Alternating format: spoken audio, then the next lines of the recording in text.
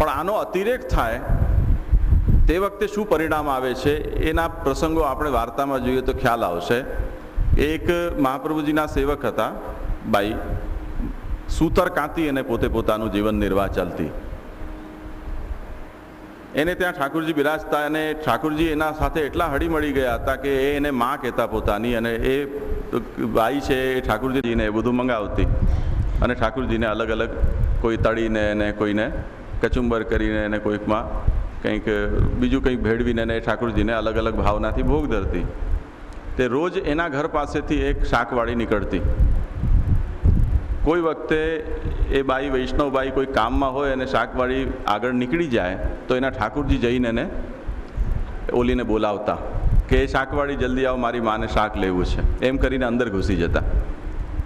પછી ઓલી બાઈ કહેતી કે ભાઈ આપ શા માટે પરિશ્રમ કરી રહ્યા છો, કંઈક ગામમાં શાકવાળી એક જ થોડી છે, હું બજારમાં જઈને લઈ આવીશ. તો ઠાકુરજી કહે કે નહીં, આ શાકવાળી જાય છે એ પછી તને ત્યાં જવું પડે તો મારાથી તું એટલો સમય દૂર થઈ જાય તો કેમ થાય. અને એ ઠાકુરજીને પણ કે એ શાકવાળીનું શાક ભાવતું હતું. ઓલી શાકવાળીને પણ મનમાં રોજના વ્યવહારથી એવું થતું કે આના ઘરમાં કોઈક બાલક છે જે બહુ પ્યારો છે એનો, અને નજર ન લાગે એટલે બહાર નથી કાઢતી, એટલે જોવા નથી મળતો. પણ ઠાકુરજીનો અવાજ સાંભળીને એને નિરંતર એ લેતી કે આના ઘરમાંથી મને શાક વેચવા મળે તો સારું, એનો ધંધો પણ સારો ચાલતો. એમ વાર્તામાં આવે છે કે એમને ત્યાં શાક વેચીને જતી તો એનો ધંધો બહુ સારો થતો તે દિવસે. એવી રીતે ક્યારેક એને કમાણી થતી વધારે તો ઠાકુરજીને કંઈક વિશેષ પણ ભોગ ધરતી, અનસખડી વગેરે સામગ્રી. જ્યારે ન મળતું ત્યારે રૂખી સૂકી રોટી છે એમાં બૂરો પધરાવી અને તુતઈ બનાવીને ઠાકુરજીને ભોગ ધરતી. અને ઠાકુરજી મધ્યરાત્રિમાં ક્યારેક ભૂખ લાગતી તો જાગીને એને માંગતા તો એ ચોપડેલી રોટી એ ઠાકુરજીને અરોગાવતી. એક દિવસ ઠાકુરજીને એવી રીતે રાત્રે ભૂખ લાગી અને રોટલી ધરી ત્યારે ઠાકુરજીએ પૂછ્યું કે આજે કંઈ ઠોર મઠડી કંઈ નથી એમ. તો કે ભાઈ કમાણી થઈ નહીં, શું કરવું. પણ એના મનમાં એમ થઈ આવ્યું કે ભાઈ ઠાકુરજીને આ વસ્તુની અપેક્ષા હતી અને હું ન પહોંચી શકી તો એ મારું દુર્ભાગ્ય છે. એટલે બીજે દિવસે એણે એમ વિચાર્યું કે ચલો હું 2 દિવસ વધારે કામ કરી અને પછી ચૂકતે કરી દઈશ. ઉધાર પૈસા લઈને આવી અને ઉધાર લઈને ઠાકુરજીને એણે વસ્તુ ભોગ ધરી, પકવાન. તો જ્યારે ભોગ ધરી ત્યારે ઠાકુરજીએ યાદ કર્યું કે તું તો કહેતી હતી તારી પાસે પૈસા હતા નહીં, તો આ ક્યાંથી આવ્યું. તો એણે કહ્યું કે હું ઉધાર કરીને લાવી છું. તો ઠાકુરજી કે આ બરોબર ન કર્યું, આ વસ્તુ ઉચિત નથી. કેમ કે જ્યાં સુધી આપણે ઉધાર ચૂકવીને દઈએ ત્યાં સુધી આપણું એ ઉધાર છે ચડેલું એના અંદર આપણું મન રહે, અને એમ કરતાં ચિત્તમાં ઉદ્વેગ થાય, ક્યારેક મુસીબત પણ આવી જાય, આપણું શરીર સ્વસ્થ ન હોય અને ન ચૂકવી શકીએ તો કંકાસ થઈ જાય. એટલે આજ પછી ઉધાર નહીં કરતી. મને તું જે રોટલી ચોપડીને ધરે છે ને એ બહુ ભાવે છે, એમાં મને જરૂર નથી પકવાનની. એટલે એ બાઈએ ફરી પાછા કાન પકડ્યા. જુઓ, આ એ વાત છે કે વસ્તુનો આગ્રહ આપણને થઈ જાય છે. જ્યાં સુધી આપણું સામર્થ્ય છે એ આગ્રહ સેવી અને પ્રભુને એનાથી પ્રસન્ન કરીએ, એનો વિનિયોગ થાય, એમાં કંઈ અનુચિત નથી. પણ આપણે એના સામે પ્રભુને એવા વિચારી લઈએ કે પ્રભુને આ વસ્તુ વિના ચાલતું નથી તો હવે ઉધાર કરો, બળજબરીથી લાવો, ગામ પાસેથી ભિખારી વેળા કરીને ભેગા કરો કે મંગળ ભોગના આટલા રૂપિયા અને રાજભોગના આટલા રૂપિયા અને પલ્લાના આટલા રૂપિયા અને 56 ભોગના આટલા રૂપિયા અને આખા દિવસના નેગના આટલા રૂપિયા, અને એમ કરીને ગામના સામે ભિખારી વેળા જ્યારે આપણે કરી રહ્યા છીએ તો મહાપ્રભુ ઠાકુરજી ઉધાર કરેલું, ઉધાર તો ઠાકુરજીના નામે નથી થયું. એ વ્યક્તિ સેવા કરતા પોતાની જવાબદારીએ પોતાના નામે ઉધાર લીધેલું છે, એ પણ ઠાકુરજીને રૂચતું નથી. તો ઠાકુરજીને ભિખારી બનાવીને ગામ પાસેથી જ્યારે આપણે બધું લાવી રહ્યા છીએ, ઘણી જગ્યાએ તો કેટલા ગામના પ્રતિષ્ઠિત લોકો ગુંડાઓની માફક ઉઘરાણું કરવા નીકળતા હોય છે કે આટલા તો તમારા હોય જ, આટલા તો તમારે લખવા જ પડે, આમ તેમ કરી અને જ્યારે ફરતા હોય ત્યારે આપણને એમ થાય કે આ કોઈ દાઉદનો જમાનો આવી ગયો કે ઓસામા બિન લાદેનના જમાનો આવી ગયો, આપણે ક્યાં જીવી રહ્યા છીએ. અને એવી રીતે લાવેલી વસ્તુ છે એ પ્રભુ કેવી રીતે અંગીકાર કરી શકે. ઉધાર કરેલું છે પણ પ્રભુને પસંદ નથી. તો ભગવાનના નામે ભીખ માંગીને જ્યારે આપણે ઠાકુરજીને ધરીએ છીએ તો ઠાકુરજી એવા તો કોઈ ભિખારી નથી. આપણે ઠાકુરજીને આપી શું શકીએ છીએ. મહાપ્રભુજી બહુ સુંદર નિબંધના મંગલાચરણમાં કહે છે કે ભગવાનનું સ્વરૂપ શું છે એ સમજો. ભગવાનને નમનથી વધારે આપણે કંઈ કરી નથી શકતા. લક્ષ્મી જેની પત્ની છે એને તમે શું સંપત્તિ ભેટ ધરી શકશો? જે વાક્પતિ છે એની કઈ વાણીથી તમે સ્તુતિ કરી શકશો? ગરુડ જેનું આસન છે એ આસનથી વધારે શ્રેષ્ઠ તમે કયું સોનાનું સિંહાસન કરશો તો એના બરાબરી આવશે. એટલે ભગવાનને નમન સિવાય આપણે કરવા કંઈ યોગ્ય નથી. પણ આપણી પાસે યદિ ભગવાને કંઈ આપ્યું છે તો એ પ્રભુના માટે છે એવો વિચાર કરીને દરેક વસ્તુનો પ્રભુને વિનિયોગ કરવો જોઈએ. જો કોઈ વસ્તુ ઉપલબ્ધ નથી તો એના વગર ભગવાન વંચિત રહી જશે, દુઃખી રહેશે, એવી મનોવૃત્તિ લાવવી નહીં જોઈએ. આપદગત્યાદિ કાર્યેષુ હઠસ ત્યાજ્યશ્ચ સર્વથા.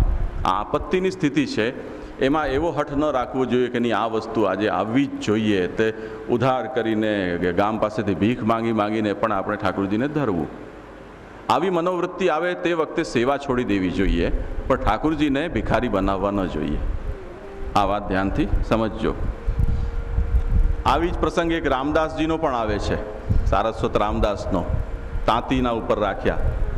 એમની પાસે સારી સંપત્તિ હતી, એ ઠાકોરજીની સેવા કરતા. ધીરે ધીરે સંપત્તિ ઘટી ત્યારે એમના મનમાં એમ થયું કે હવે હું આગળ ઠાકોરજીની સેવા આટલા વૈભવથી નહીં કરી શકું જો સંપત્તિ બધી ખલાસ થઈ જશે. એમ કે એમનું મન એટલું હતું કે વ્યવસાય વગેરે છોડી દીધો હતો એમણે. પણ સંપત્તિ ઘટતી જતી હતી, એને જોઈને એમ થયું કે પ્રભુનો સુખના વિચારથી હવે હું આ દ્રવ્યને વ્યાજે મૂકી દઉં. એટલે વણકરો છે એમને વ્યાજે પૈસા આપ્યા અને વ્યાજથી એ સેવા કરતા. એટલે પૈસાની બાબતમાં નિશ્ચિંતતા થઈ ગઈ. એ જમાનામાં વ્યાજનું દ્રવ્ય વાપરવું એ સારું ન ગણાતું. લગભગ દુનિયાના તમામ ધર્મોની અંદર પ્રાચીન કાળમાં વ્યાજવટું નિંદિત ગણાયું છે. અને વ્યાજના દ્રવ્યથી ધર્મ કાર્ય કરો તો એ ધર્મ પણ અધર્મ જ થાય છે, એ ધર્મ સંપન્ન નથી થતું એમ કહેવાતું. એટલે પ્રભુએ પણ તે વખતે એમ આજ્ઞા કરી રામદાસજીને કે તે મને વ્યાજે રાખ્યો છે, મારી સેવા વ્યાજે મુકાઈ છે. તે રામદાસજીને એમ થયું કે આ જો પ્રભુને પ્રસન્નતા નથી આમાં, તો પૈસા પાછા લઈ લીધા. જ્યાં સુધી એ દ્રવ્ય રહ્યું ત્યાં સુધી એમણે ખર્ચ્યું, પછી સમાપ્ત થયું દ્રવ્ય. પછી મનમાં ફરી દુઃખ થયું કે અત્યાર સુધી ઠાકોરજી આટલા સુખથી બિરાજ્યા છે, હવે સંપત્તિ કાંઈ છે નહીં, તો ઉધારી કરો.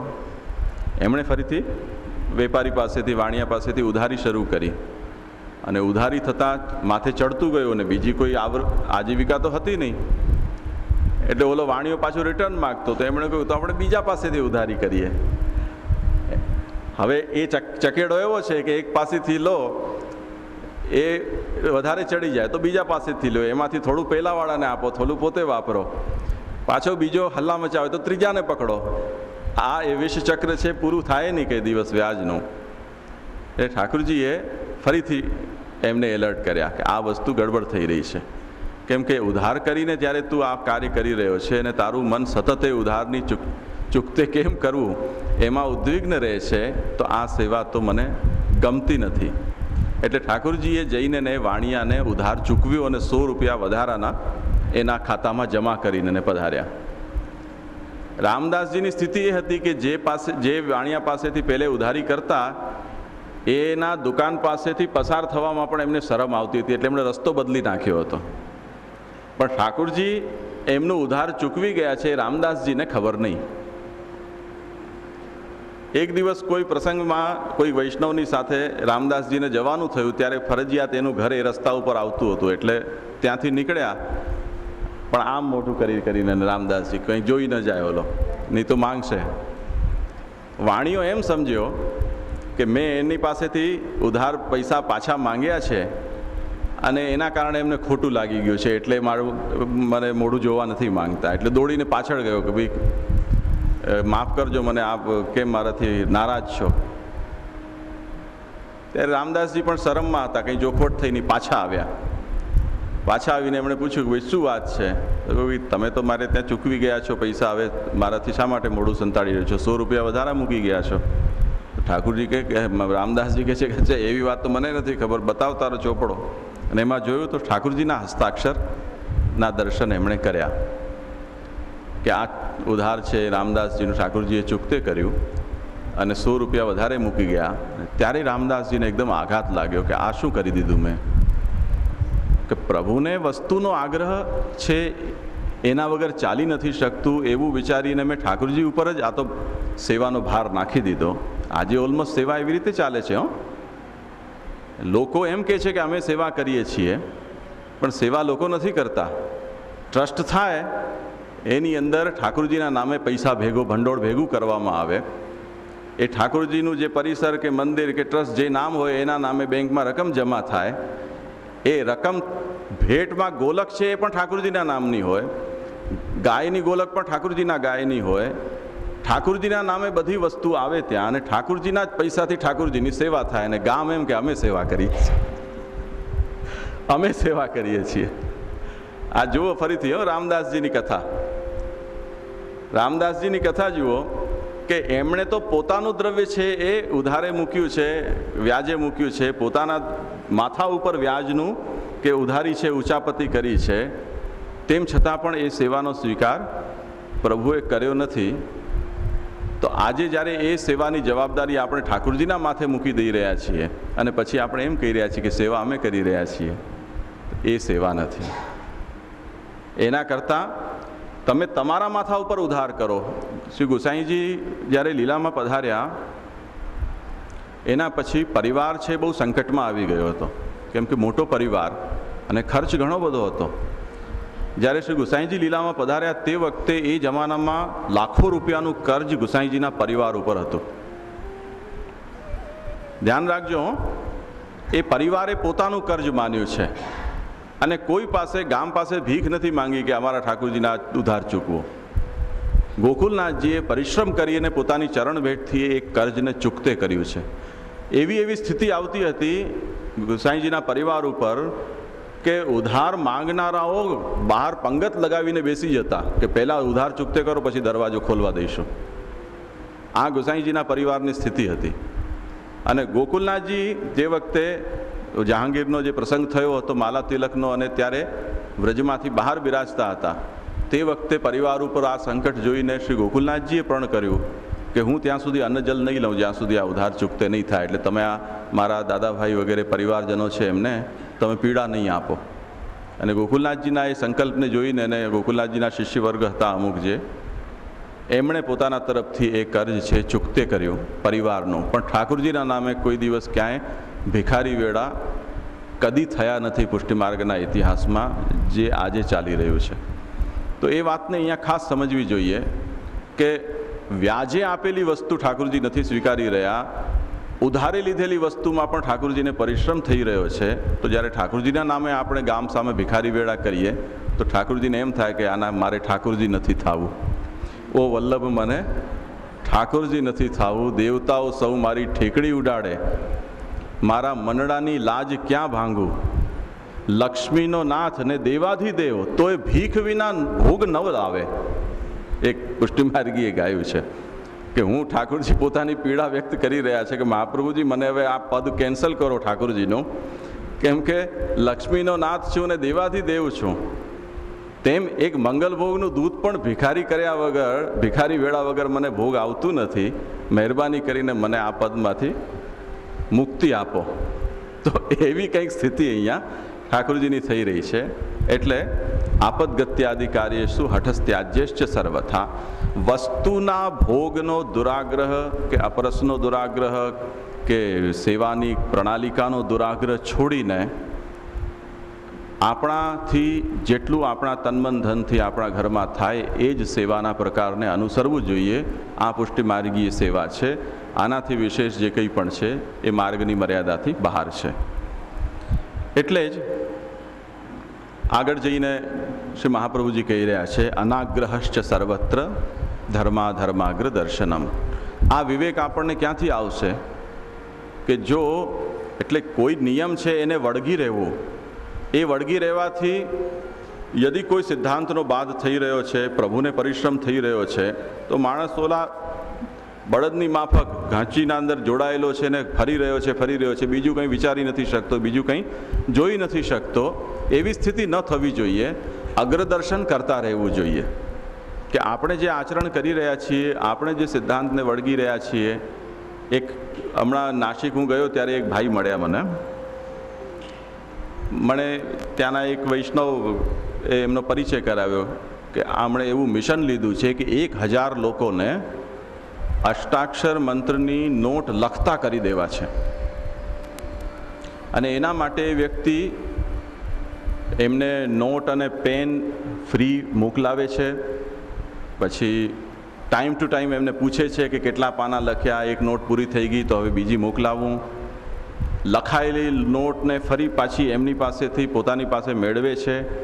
એ બધું મેળવીને ફરી પાછી કોઈક એક મંત્રની બેંક છે કોઈક જગ્યાએ, એની અંદર એ નોટબુકને જમા પણ કરાવે છે. તો એમણે કહ્યું કે અત્યારે આપની આ શિબિરનો જે ક્રમ ચાલી રહ્યો છે તો એમાં આવી લાગણીવાળા લોકો હશે. 1000ની સંખ્યા એમને કોઈ પણ રીતથી મીટ કરવાની હતી, એવા 1000 લોકોને શોધવાના હતા કે 300 થયા છે હજી સુધી, અને અત્યારે આપણી શિબિરમાં 350 જેવા લોકો 5 દિવસથી રહી રહ્યા છે, તો એમને પણ આ વસ્તુ આપું. હવે જુઓ, તમને શું લાગે છે આ સાંભળ્યા પછી કે આ કાર્યમાં કંઈ ખોટું હોય એવું જણાય છે? સારી વસ્તુ છે કે કંઈક અનુચિત લાગે છે?